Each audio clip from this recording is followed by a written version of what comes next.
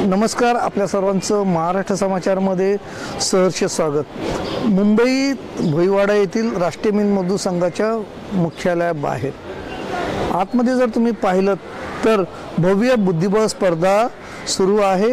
या बुद्धिबळ स्पर्धेमध्ये बुद्धिबळामध्ये आपल्या बुद्धीचं तेज वापरून आपल्या बुद्धिबळाची पूर्ण क्षमता लावून एक शालेय विद्यार्थिनी ही स्पर्धा खेळत होती। त्या विद्यार्थिनीचं नाव आहे आराध्या पुरो। आराध्याशी आपण या स्पर्धेसंदर्भात संवाद साधू। आराध्या बेटा नमस्कार, तुझं स्वागत आहे। नमस्कार कर। नमस्कार। आराध्या, आजच्या फिडेच्या या बुद्धिबळाच्या स्पर्धेमध्ये तू सहभागी झाली, कशा पद्धतीने तू हा खेळ खेळलीस आणि याच्यामध्ये तुमचे प्रतिस्पर्धी जे होते राऊंड्सला त्यांना कशा पद्धतीने रोखलंस किंवा मात केली त्यांच्यावरती?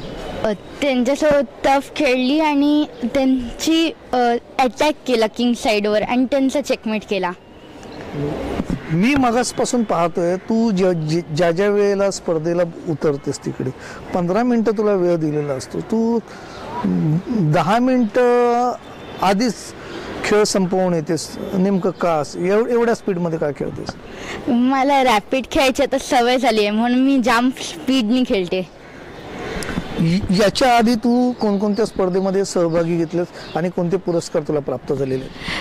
TDCA, नंदकुमार TV आणि राजाभाऊ सर ह्या टुर्नामेंट्समध्ये, आणि मला फर्स्ट मिळालेत, सेकंड, थर्ड आणि माहिती ट्रॉफी टोटल 120 आहेत। 120 ट्रॉफीज आहेत? हां। बाळा, तू राहतेस कुठे आणि या स्पर्धेसाठी नेमकी कुठून आलीस? मी उरणला राहते आणि उरणवरून आली आहे, उरणबोरी। उरणबोरीवरून? हां। शाळेचं नाव काय बेटा? माझ्या शाळेचं नाव Uran Education Society English Medium School आहे। कितवीला आहेस तू? चौथीत। चौथीला आहे? चौथीला असून तुझी म्हणजे काय बुद्धिमत्ता प्रचंड आहे, एवढा रॅपिड खेळतेस तर काय याचं नेमकं या यशाचं गमत काय, म्हणजे तुला काय वाटतं? मला बाबांनी मला चेस शिकवलंय। अच्छा, आणि तुला मार्गदर्शन कोण करतं? बाबा करतात। ऑनलाईन खेळते मी। ऑनलाईन? शाळेतले शिक्षक वगैरे कोण प्रोत्साहित करतं असं? नाही, आमच्या स्कूलमध्ये 6th नंतर आहे हे। 6th नंतर आहे? हां। मग या संदर्भात शाळेला माहिती आहे तुझ्या? हो, जेव्हा मिळतं तेव्हा शाळेत असतं। अच्छा, तर बेटा तुला फार फार शुभेच्छा। आराध्याचे पप्पा आपल्यासोबत आहेत। पुरो सर नमस्कार, आपलं स्वागत आहे। पेशाने ते अकाउंटंट आहेत आणि मुलीच्या स्पर्धेसाठी ते तिला घेऊन म्हणजे बुद्धिबळाच्या स्पर्धेसाठी ते उरणहून मुंबईला आलेत। त्यांच्याशी आपण संवाद साधतोय। पुरो सर नमस्कार, स्वागत आहे आपलं।